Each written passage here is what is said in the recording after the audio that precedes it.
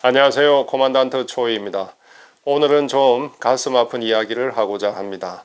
가장 최근에 대형 잠수함 사고인 아르헨티나 잠수함 산후안 침몰 사고에 대한 이야기입니다.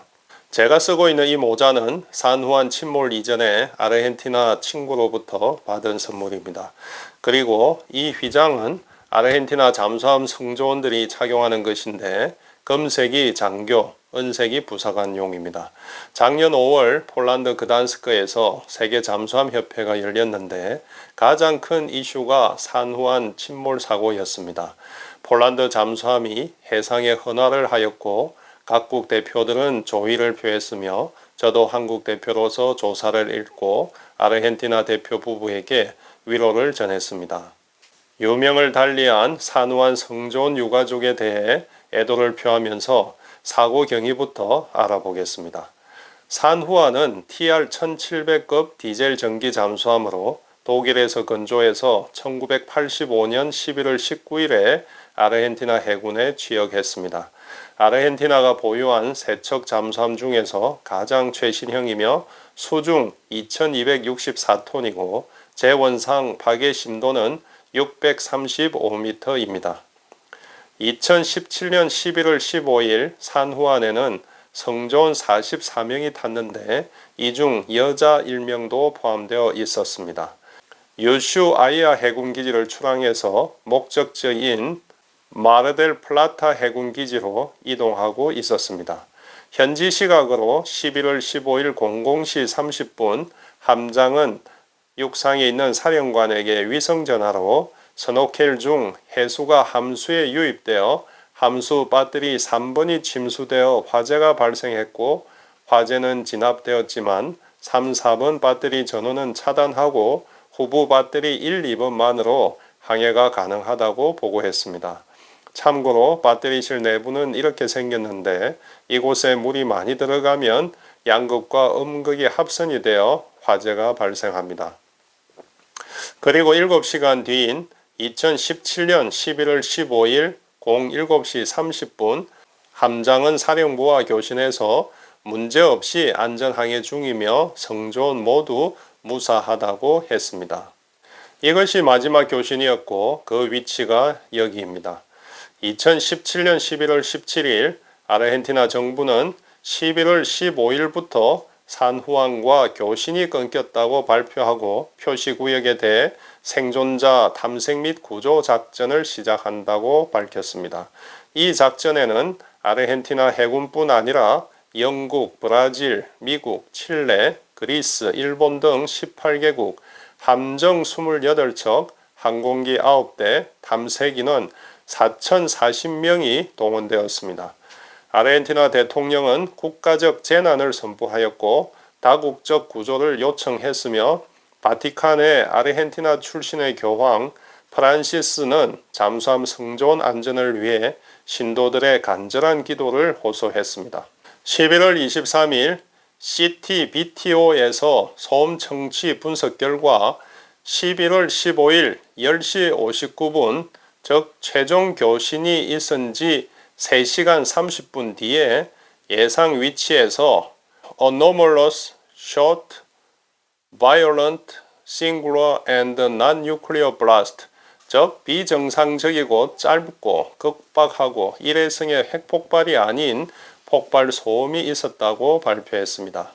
CTBTO는 The Complete Nuclear Test Ban Treaty Organization으로서 포괄적 핵실험 금지 조약기구인데 오스트리아 비엔에 본부가 있으며 수중에서 불법적인 핵실험을 감시하기 위해서 총 11개의 수중 센서를 운영하고 있습니다. 그 중에 2개에서 소음을 청취했다는 것이었습니다. 그 센서의 위치는 사고 지점으로부터 수천 킬로가 떨어진 여기와 이곳이었습니다. 두 곳에서 소음 수신 방위를 그어보면 예상 사고 위치가 나오는데 이곳이 최종 교신 위치 인근이었습니다. 11월 30일까지 파고 7에서 9m의 악천후 속에서 예상되는 이 구역에서 생존자 수색 및 구조작전을 했지만 성과 없이 종료되었습니다. 승조원 전원 사망으로 잠정 결론을 내리고 이후 선체를 찾기 위한 작전으로 전환하였습니다. 아르헨티나 온 국민은 슬픔에 빠지고 숨진 성조원들을 애도했습니다. 선체 탐색 작전에는 미국은 조사선 아틀란티스와 7,000m까지 자망이 가능한 3톤짜리 ROV 커브 21을 투입했고, 러시아는 조사선 얀타와 무인 잠수정 판테라 플러스를 지원하였고, 영국도 조사선을 지원하였습니다. 그리고 실종 1년이 지난 2018년 11월 17일 미국 민간 선박 오션 인피니티가 907m 수심에서 선체를 발견하고 영상을 공개했습니다. 그 위치는 마지막 교신을 했던 곳으로부터 15km 떨어진 곳이었습니다. 프로펠러와 함교탑 그리고 함수부가 떨어져 나갔고 수많은 조각들로 쪼개져 있었습니다. 이 사진을 대충 복원해 보면 다음과 같은 형태입니다. 현재는 입수한 사진을 바탕으로 조사가 진행 중입니다. 이상이 사고 경과인데 과연 산후안에는 무슨 일이 있었을까요? 정확히 알 수 없지만 유추해 볼 수 있는 몇 가지 정보들이 있습니다. 먼저 소음 분석 결과인데 독일 잠수함 간행몰 아우프타우큰 271호의 미 해군 정보국 음향 분석 전문가 브루스 룰 씨의 소음 분석 결과가 실렸습니다. 그가 CTBTO에서 수신한 소음의 분석에 따르면 소음은 4.4Hz와 4.68Hz 두 종류가 있었고 두 가지 모두 폭발음이 아니라 버블 펄스 프리퀀시라고 했습니다. 잠수함이 파괴 심도 이상 깊이 내려가면 수압에 의해 압력 선체가 찌그러드는데 이를 버클링, 우리말로 좌굴이라고 합니다. 좌굴이 되면 공기가 빠져나가는데 이 소음 주파수를 버블 펄스 프리퀀시라고 합니다. 또한 소음 발생 심도까지 계산하였는데 4.4Hz는 389m에서 계산이 되었고 4.68Hz는 468m에서 계산이 되었습니다. 그 말은 389m에서 1차 좌굴이 있었고 468m에서 2차 좌굴이 있었다는 것입니다. 또 그가 계산한 방출 공기량은 1798 입방미터인데 이는 TNT 6000kg 폭발력과 맞먹는 폭발력을 가지고 있어 시속 2900km로 물더미가 압력 선체 안으로 들어오는 힘과 같다는 것입니다. 이는 40ms, 즉 1000분의 40초 안에 모든 것을 파괴할 수 있는 힘으로 성조원들이 그때까지 생존해 있었다 해도 순식간에 사망했을 것이라고 했습니다. 산후안의 사고 당시 함 상태를 알아보면 산후안은 2007년부터 2011년까지 수리와 성능 개량을 했습니다. 수리 기간이 오래 걸린 이유는 경제적 어려움과 기술력 부족으로 추정이 됩니다. 수리 기간 동안 배터리 교체, 디젤 엔진 분해 수리 등을 했으며 수리 후 아르헨티나 정부는 산후안을 30년 이상 더 사용 가능하다고 발표했습니다. 하지만 완벽한 수리가 되지는 않았을 것으로 추정이 됩니다. 사고 당일 함장의 보고에 따르면 스노클 계통의 외부 해수 유입이 있었고 이 유입된 해수가 3번 배터리실에 들어가 화재가 발생했다고 했습니다. 함 수밀에 문제가 있고 전기 계통에도 이상이 있었다고 추정할 수 있는 부분입니다. 다음은 함 기동입니다.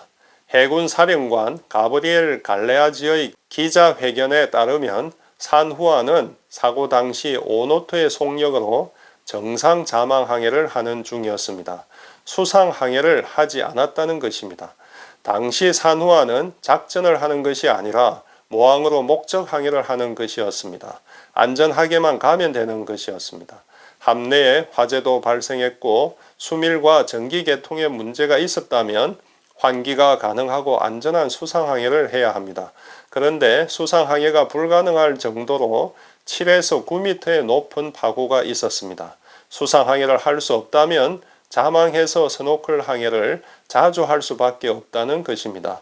그런데 높은 파도에서의 잦은 스노켈은 함 장비와 성존의 피로도를 높였을 것입니다. 또한 사고 당시 조난 신호가 없었습니다. 그만큼 사고는 급작스럽게 발생했다는 것입니다. 긴급 부상도 못하고 조난 신호를 보낼 수 없을 만큼 어떤 급박한 상황이 있었음을 알 수 있습니다. 결론적으로 이상 세 가지 정보에서 유추해 보면 원인 미상의 급박한 함 통제 불가 상태가 있었고 선체가 깊은 심도로 내려가면서 수압에 의해 좌굴되었다고 결론을 내릴 수 있습니다. 그러면 무엇이 급작스럽게 함 기동을 불가한 상태로 만들었을까요? 첫 번째 가능성은 급격한 함 중량 정대입니다. 파고는 7에서 9m, 배는 스노클 할 수밖에 없는 상황. 유입 해수가 배출 해수보다 많이 무거워졌을 것입니다. 높은 파고는 스노클 계통 또는 수밀 계통에 무리를 줘서 급격한 해수 유입을 초래했을 수 있습니다. 두 번째 가능성은 수소 폭발과 화재입니다. 손상된 배터리에서 수소가 발생했고 배터리실 환기 계통이 정상 작동하지 않았으며 수소 농도 측정 장비까지 고장난 상황을 가정해 볼 수 있습니다. 수소는 4% 이상이 되었고 어느 순간 폭발하여 성조원을 사망케 했을 수 있습니다. 그럼 왜 이 소리는 CTBTO 소나 센스에 잡히지 않았을까를 생각해 볼 수 있는데 함내 발생한 소음이 함외로 수천 킬로미터 떨어진 센서에 전달되기에는 신호가 약했을 것으로 추정해 볼 수 있습니다. 세 번째 가능성은 가스 중독입니다. 자망 항해로 외부 공기 유입이 차단되고 함내 대기 감시 장치가 정상 작동하지 않은 상태에서 무색 무취한 일산화탄소 같은 유독가스가 성조원들을 순식간에 혼절시켰을 가능성도 있습니다. 여기에 추가해서 독자들이 궁금해 할 만한 것들을 몇 가지 정리해 보았습니다. 첫 번째 질문은 예상 위치도 있는데 사고 후 1년 만에 선체를 찾은 것은 너무 늦은 것이 아닌가 하는 것입니다. 잠수함 사고 후 선체를 발견하는 데는 수년에서 수십 년 걸린 사례도 많이 있습니다. 이 사진은 이곳을 얼마나 많이 조사선들이 훑고 다녔는지를 보여줍니다. 여러 번 지나쳤지만 못 찾았다는 것입니다. 해저 지형을 보면 좀 이해할 수 있습니다. 산호안이 발견된 이곳은 수심 907m로 협곡입니다. 바로 이 아래는 수심 6000m까지 낭떠러지가 있습니다. 이러한 협곡에서 1년 만에 찾은 것도 어쩌면 운이 좋았다고 할 수 있습니다. 두 번째 질문은 왜 인양하지 않은지, 인양이 가능한지 하는 질문입니다. 성조원 가족 중 일부는 선체 인양을 요구하고 있지만 아구아드 국방장관은 TV 인터뷰에서 경제적 기술적 어려움을 토로했습니다. 40억 달러, 우리 돈으로 약 4조 원을 투자하는 것은 터무니없는 것이며 현재 인양 기술로 문제가 있지만 앞으로 기술이 발전하면 인양도 할 수 있을 것이라고 했습니다. 현재 선체는 여러 조각으로 분리되어 있기 때문에 인양 과정에서 손상될 우려도 있고 이를 책임지고 인양할 만한 회사를 찾기도 쉽지 않다는 현실적 문제도 있습니다. 결론적으로 인양 비용과 기술적 문제 때문에 현재로서는 인양할 계획이 없습니다. 세 번째 질문은 사고 진상 규명은 어떻게 하나입니다. 사고 이후 해군 참모총장 마르셀 스루르는 2017년 12월 바로 사퇴했습니다. 현재까지 일부 국민들은 진상 규명을 촉구하고 선체 인양을 요구하고 있습니다. 아르헨티나 의회는 잠수함 실종 조사위원회를 구성하여 조사를 진행하고 있고 사고 원인 조사, 책임자 처벌 재판이 진행 중에 있습니다. 담당 판사 마르타 예네츠는 마크리 대통령에게 형사상 책임이 없다고 결론을 내렸고 군, 특히 해군 내 책임을 조사 중입니다. 이상 산호안 사고에서도 알 수 있듯이 잠수함 사고에는 몇 가지 특징이 있습니다. 첫째, 잠수함 사고는 국가적 재난입니다. 둘째, 잠수함 사고는 전 세계의 이목을 집중시킵니다. 셋째, 잠수함 사고는 원인 규명과 후속 조치에 시간이 많이 걸립니다. 산후한 사고를 통해 잠수함 안전에 대해 다시 한번 생각해보는 계기가 되길 바라며 유명을 달리한 산후한 성조원의 가족 여러분들에게 깊은 애도를 표합니다.